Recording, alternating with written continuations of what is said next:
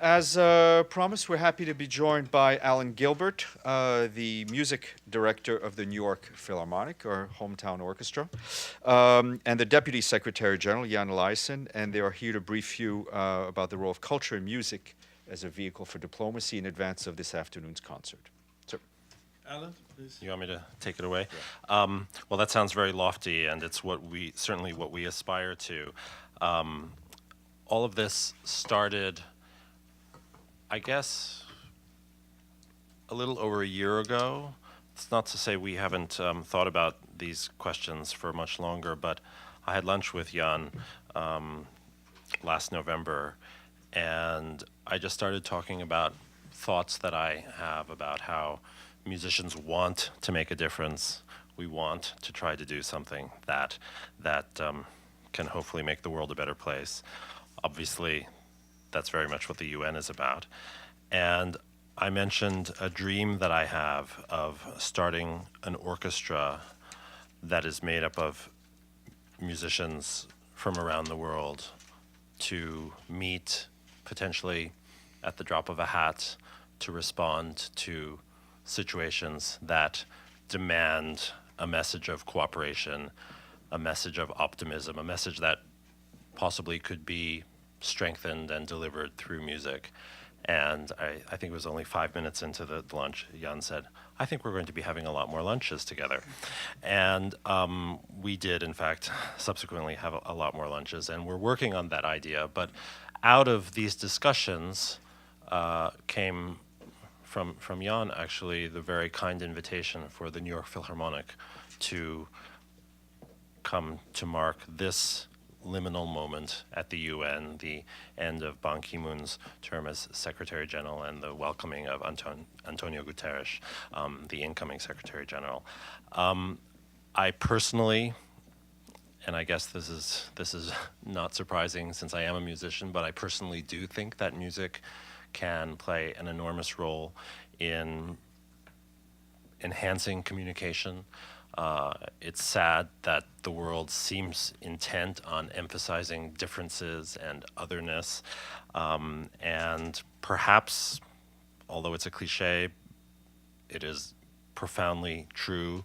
Perhaps since music is a language that does not rely on words, I think it can speak to people. I was very inspired, I must say, Jan, when you told the story of these events that you used to do in which the readings of Dag Hammarskjöld were featured, and I'm sure they were moving and important already, but when you added music and you started having musical interludes interspersed between the readings, you said that the message of Dag Hammarskjöld became even more powerful.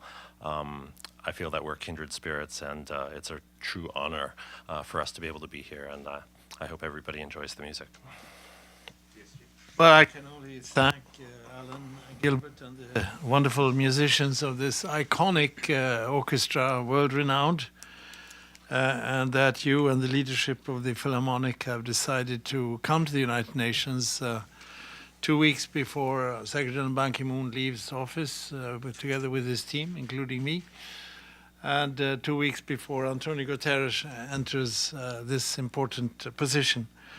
And by doing so, sending a word to us that you support what United Nations stands for, and that you want to add the power of culture and music to the work that we do. And by that giving us great consolation in today's troubled world, and great energy, new hope. Last night I was listening to Handel's Messiah, Philharmonic conducted by Alan with fantastic soloist. I really ask you to try to get tickets. And I had at the same time worked all day with the horrors of Aleppo and a few other crises that are falling upon our shoulders. And I felt that even last night, getting that sense of the Handel's Messiah gave me strength. And I think that we all should recognize in today's world that we need to mobilize all good forces. We live in a world where we are dividing ourselves in ethnic and religious groups and tribal groups, and we identify the outside world as a problem and a peril, not as a potential or possibility. And here comes music as this great force that can unify us. And I'm glad you mentioned Dag Hammarskjöld. I had two occasions of reading some of the most important markings in from his book Markings, and I had Beethoven, Bach, Mozart, Chopin in between small pieces with a great Swedish pianist, and it was a wonderful occasion. Some of you may have seen it, been there, and I realized then that we have such a great asset, and I think and hope that Alan will have all support of all actors to play that role and to bring music to the different scenes of despair and scenes of poverty in the world, and even celebrate issues like agreements on the climate that we have that could hopefully occur also in the future. Hammarskjöld himself lived his life in culture. He was a great lover of literature, music, everything. He was famous for his private concerts up in his apartment, Upper East Side. He invited people to dinner, and then when they entered the apartment, he said, "Could you please be quiet tonight? We just listened to Bach or Handel." And the waiters were asked to serve very quietly. And then at the end of the evening, Hammarskjöld said, "Didn't we have a wonderful evening together?" when they left. So music was the feature of the evening. I say no more, but it's just wonderful that you're here. I welcome you, and you're in for a treat at 2 o'clock, and we will listen. Why don't you say what we are going to listen to? The program is, first of all, incredible music. We're playing the Clarinet Concerto of Mozart and the iconic Fifth Symphony of Beethoven. I'm particularly pleased that these are two composers who I think represent the highest aspirations of the Enlightenment, and that's one of the reasons we chose them.